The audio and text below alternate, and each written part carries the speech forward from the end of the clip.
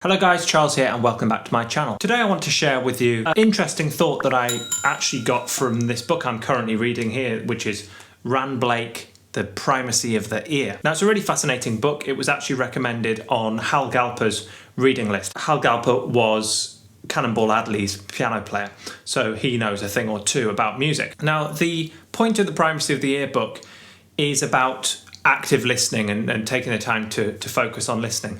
But there was one point in particular which I wanted to share with you because it reminded me of something I heard a couple of months ago that I'd kind of heard and forgotten about. And it was kind of repeated in this book. So that was a point made by Tomo Fujita in, I think it was a Mary Spender interview. And Tomo made the point that we should kind of go back to the olden days when we would only listen to maybe one side of a vinyl or one side of a cassette tape, but really, really know that one side of a vinyl or one side of a cassette tape.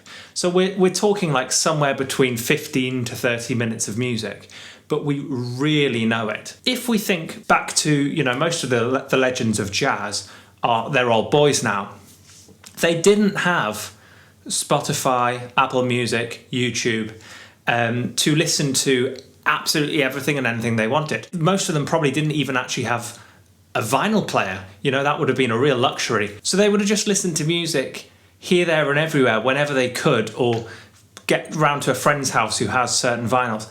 They only had limited listening, is the point here. And I thought that was a really interesting point because we can really overstimulate ourselves.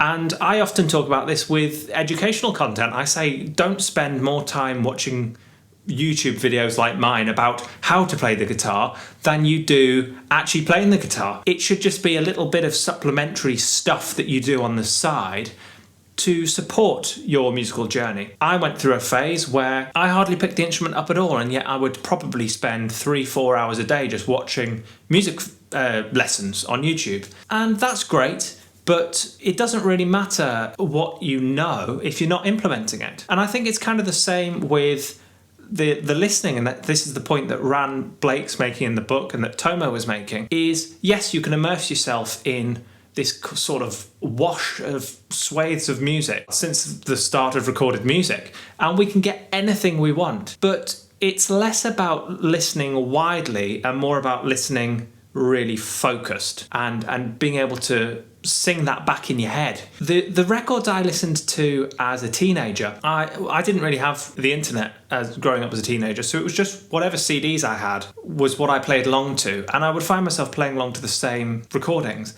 And I feel like I know those recordings so well. Things like Passion and Warfare, Dream Theater, Gary Moore, Guns N' Roses, Oasis, all this sort of stuff that I would just have a small selection of listening, and I would always revisit that material, and those songs are now in my head for life. Now, the way that I've been approaching this myself, to actually give you some application for this, of course you could make a Spotify playlist, that's great. What's actually suggested in the book here is you don't even need to listen to the entire track. It might just be one chorus of a solo. It might just be the head. And what you're trying to do is get it to the point where you can sing it perfectly, where it's in your head and you can completely reproduce it with no external reference. What I've done is I've made a Logic template. I'll probably put it on the screen here now so you can see. And I've just chopped the heads and some solos from certain tracks that I'm wanting to listen to. Again, we're trying to keep it limited to between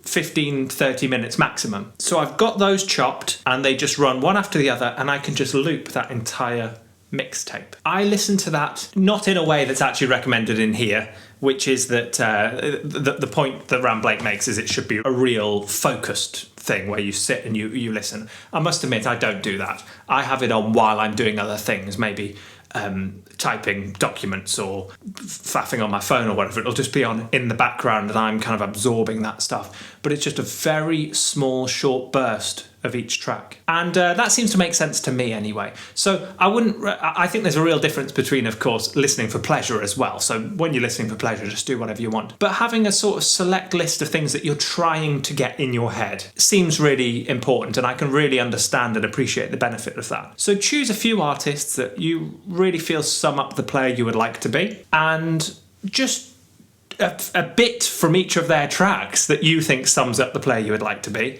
Make yourself a little mixtape. Using a DAW is a good way of doing it, like say I'm doing this in Logic. And drill that into your head whilst you are doing other things. And then, of course, also just listen to whatever you want for fun. I think there's a balance to be made here. Same with YouTube videos. Don't just sit and watch every single YouTube video from every single person you subscribe to, because it becomes this like rabbit warren where you never get the information you're after. We're always like chasing, and that's one of the issues with YouTube. You know, even on my channel, just the way it's laid out, it's very difficult to find like what my first video where I talked about this topic was and follow it through in a logical pattern. And that is something that I'm aware of, and it's something I'm working on a solution to, so don't worry about that. But the long story short here is make yourself a focused listening playlist. That makes a lot of sense to me. It comes from Ran Blake as well as Tomo Fujita, who both know what they're talking about. Do with that what you will. I hope you found that little bit of insight useful. I certainly did. And I'm going to stick with that for the time being and see how the results go and whether I can actually recall all this information or not.